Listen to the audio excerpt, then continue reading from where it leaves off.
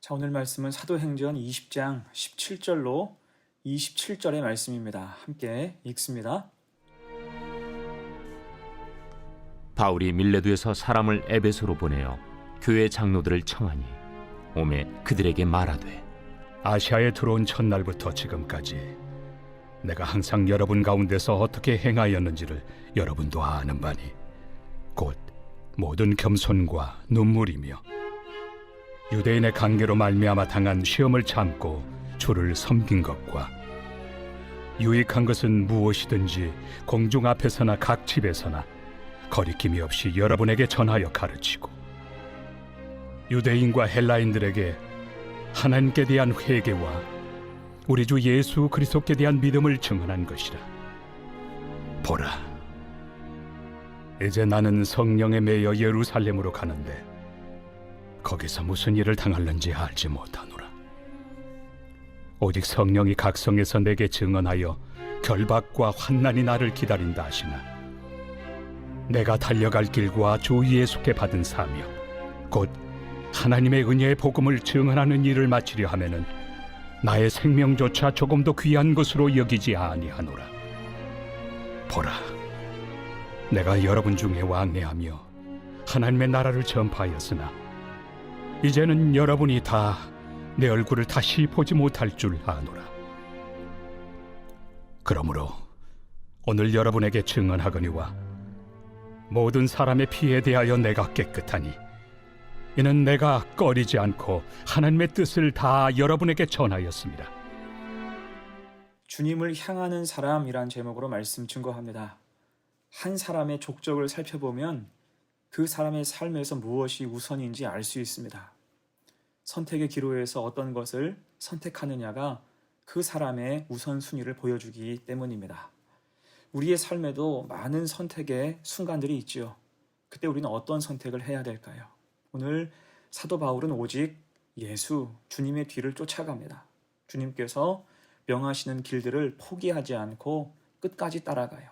선택은 오직 예수 그리스도. 그런 의미에서 지금 바울은 오순절 전에 예루살렘에 가기를 원했습니다. 예루살렘에 가서 그간 모았던 부조를 예루살렘 교회에 속히 전달하기 원했기 때문이에요. 그러다 보니 14절 이하의 말씀처럼 서둘러 길을 재촉합니다. 15절 보세요. 거기서 떠나 이튿날 기오 앞에 오고 그 이튿날 사모에 들르고 또 그 다음날 밀레도에 이르니라. 바쁘게 가는 거예요. 자, 이어서 오늘 본문은 밀레도에서 예루살렘으로 출발하기 전에 이미 와 있던 에베소의 장로들을 만나는 장면입니다. 사실 에베소에서 밀레도까지 거리는 약 100km예요. 상당히 먼 거리였습니다. 그럼에도 에베소의 장로들은 부름을 받고 기꺼이 스승 바울을 찾아왔어요. 이때 이들의 만남을 묘사한 것이 오늘 17절 이후의 주된 내용입니다. 특히 오늘 본문을 통해서는 바울의 진심, 특별히 그가 사역자로 얼마나 하나님과 사람 앞에서 진심이었는지를 알 수 있습니다. 그 의미를 세 가지로 생각을 해봅니다. 첫 번째, 겸손과 헌신이 있었어요. 19절 보세요. 곧 모든 겸손과 눈물이며 유대인의 관계로 말미암아 당한 시험을 참고 주를 섬긴 것과. 바울의 삶은 철저하게 섬기는 삶이었습니다. 곧 복음을 전하며 하나님이 만나게 하신 사람들을 섬기는 것이 그의 사명이었어요. 이때 필요한 것은 겸손과 헌신. 19절에서 말씀하는 대로 겸손과 눈물, 시험이 있었습니다. 고린도후서 11장 23절 이하를 보면 복음을 전하면서 바울이 당한 여러 고초들을 이렇게 기록합니다. 내가 수고에 넘치도록 하고 옥에 갇히기도 더 많이 하고 매도 수없이 맞고 여러 번 죽을 뻔하였으니 유대인들에게 40에서 하나 감한 매를 5번 맞았으며 3번 태장으로 맞고 1번 돌로 맞고 3번 파선하고 일주야를 깊은 바다에서 지냈으며 여러 번 여행하면서 강의 위험과 강도의 위험과 동족의 위험과 이방인의 위험과 시내의 위험과 광야의 위험과 바다의 위험과 거짓 형제 중에 위험을 당하고 또 수고하며 애쓰고 여러 번 자지 못하고 줄이며 목마르고 여러 번 굶고 춥고 헐벗어노라. 이 외의 일은 고사하고 아직도 날마다 내 속에 눌리는 일이 있으니 곧 모든 교회를 위하여 염려하는 것이라. 아멘. 자, 이게 무엇입니까? 종합하면 겸손과 헌신이에요. 겸손과 눈물, 그리고 시험 앞에서 견고한 믿음 가지고 이겨내는 것입니다. 자, 그럼 바울은 왜 이런 삶을 살았을까요? 그것은 오직 하나, 오직 주님을 위해서, 그리고 모든 교회를 위해서 기꺼이 사명을 감당한 것입니다. 사실 나를 위해서 한다고 해도 이렇게까지는 못할 것 같아요. 하지만 기꺼이 주님을 위해서 하는 거죠. 겸손과 헌신이 없다면 이렇게 할 수 없습니다. 자, 그래서 이러한 바울의 겸손과 헌신적인 자세는 오늘을 사는 우리에게, 믿음으로 이 땅을 사는 우리에게 큰 도전이 됩니다. 하나님이 왜 바울을 그렇게 사용하셨는지, 그를 통해 왜 복음이 그토록 널리 깊이 능력 있게 증거되었는지, 그 성과를 부러워하고 감탄하기 전에 우리는 먼저 그의 겸손과 헌신을 깊이 생각해야 할 것입니다. 오직 주님을 위해서, 또한 죽어가는 영혼을 향해서 나아갈 때 가장 위대하게 쓰임받은 것입니다. 그래서 우리도 겸손과 헌신으로 무장해야 돼요. 그럴 때 내가 드러나는 것이 아니라 나를 통해 주님이 드러나는 역사가 있을 것입니다. 그 은혜를 구하며 사는 복된 성도가 되시기를 간절히 축원합니다. 아멘. 두 번째예요. 바울의 진심 두 번째, 선명한 가르침이 있었어요. 20절로 21절 보세요. 유익한 것은 무엇이든지 공중 앞에서나 각 집에서나 거리낌이 없이 여러분에게 전하여 가르치고 유대인과 헬라인들에게 하나님께 대한 회개와 우리 주 예수 그리스도께 대한 믿음을 증언한 것이라. 아멘. 지금 바울은 유익한 것이라면 무엇이든지 공중 앞에서나 각 집에서 거리낌 없이 전했다고 말씀합니다. 그럼 여기에서 말하는 유익한 것은 무엇일까요? 그것은 오직 복음 예수 그리스도예요. 그 주님을 증거함에 있어서는 어떠한 주저함도 없었다는 것입니다. 특별히 그는 회개와 믿음을 강조했죠. 여기서 회개는 방향의 전환을 의미해요. 지금까지 내가 의존하고 집착하고 붙잡았던 것들에서 돌아서서 주님을 향해야 한다는 것입니다. 그리고 믿음은 주님이 그런 방향 전환의 최종 목적지가 된다는 거예요. 다시 돌아서지 않고 오직 주님을 향해서만 나아가야 한다는 거죠. 이 사실을 바울은 20절에서 무엇이든지 거리낌 없이 전했습니다. 누굴 만나든 어떤 상황이든 이 생각은 변치 않았어요. 그리고 그 과정에서 한치의 양보도 없었기 때문에 그 삶은 19절에서 기록하듯이 겸손과 눈물과 시험이 가득했던 것입니다. 또한 그렇게 직접적으로 대면해서 가르치는 것에 한계가 있어서 그는 시간이 날 때마다 연약한 교회들에게 편지를 썼어요. 그게 우리가 알고 있는 바울 서신이죠.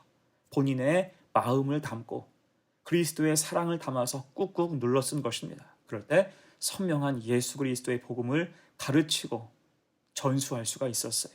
우리 속에도 이런 선명한 복음이 있어서 그것을 가르치고 선포하는 그 일에 최선 다하는 성도가 되시기를 간절히 축원합니다. 아멘. 세 번째입니다. 바울의 진심 마지막 세 번째, 고난을 불사하는 신실함이 있었어요. 여러분, 사람은 본능적으로 자기를 보호하는 보호 본능이 있습니다.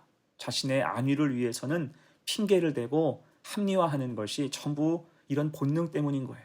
하지만 그런 본능을 거스르는 것이 바로 믿음이라 할 수가 있어요.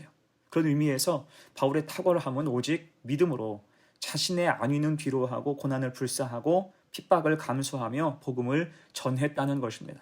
오늘 본문 22절로 23절 보세요. 보라, 이제 나는 성령에 매여 예루살렘으로 가는데 거기서 무슨 일을 당할는지 알지 못하노라. 오직 성령이 각 성에서 내게 증언하여 결박과 환난이 나를 기다린다 하시나.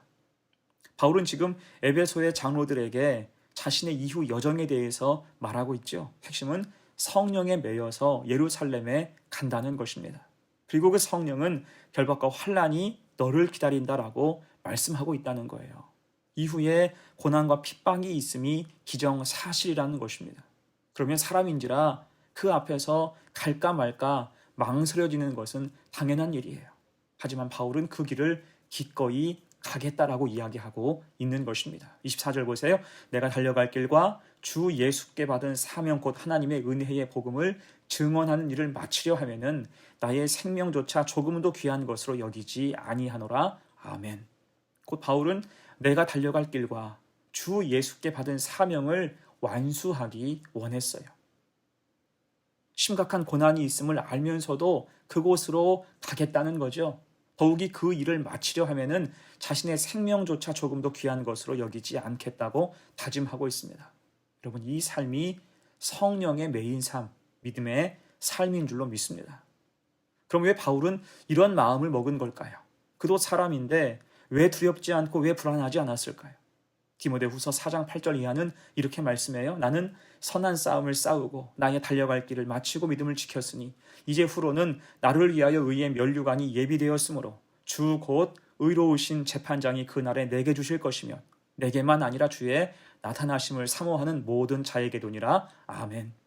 그는 의의 면류관, 생명의 면류관을 바라본 것입니다.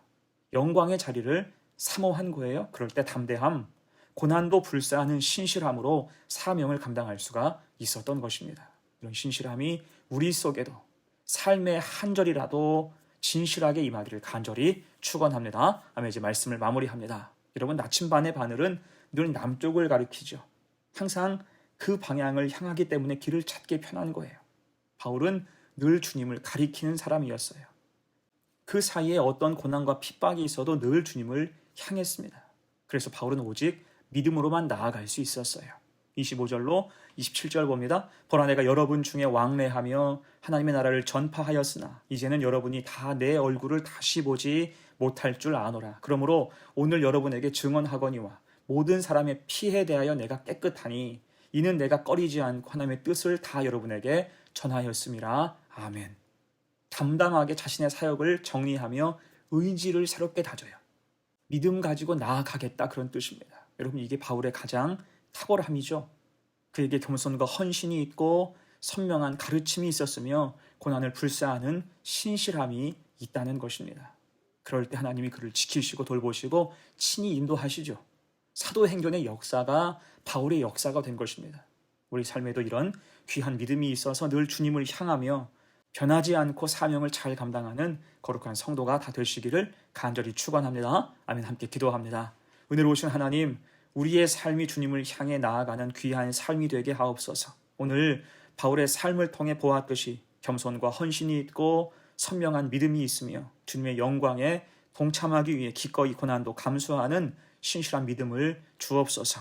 그럴 때 우리를 통해서 복음이 흘러가게 하시고 우리를 돌보시사 주님의 은혜와 평강을 누리며 살아가게 하옵소서. 감사드리며 예수님의 이름으로 기도합니다. 아멘.